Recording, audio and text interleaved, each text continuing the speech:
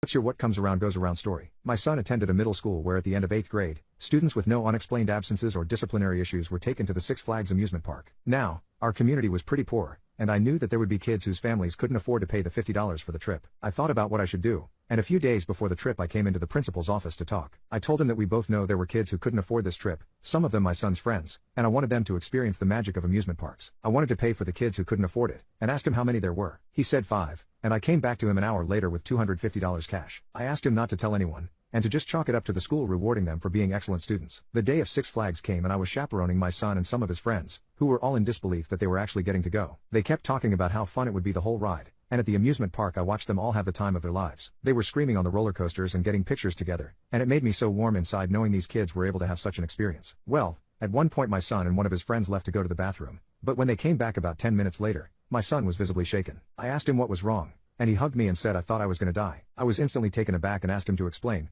and he told me that while in the bathroom he started having an asthma attack. I immediately went pale. My son had mild asthma when he was very young, but he hasn't had an attack in 10 years. We don't bring an inhaler anywhere we go. Well, he was with his friend when he started having one, and this friend also happens to have asthma. Thankfully, he carries his inhaler with him everywhere he goes. He gave my son a shot of his inhaler, and my son was able to get his breathing under control again. I looked over at my son's friend, and that's when I realized then that the kid who saved my son's life was one of the kids I had paid for. I hugged him so tight, and I told him that from now on he was like family to me. Had I not paid for those kids' trips, I may very well have lost my son.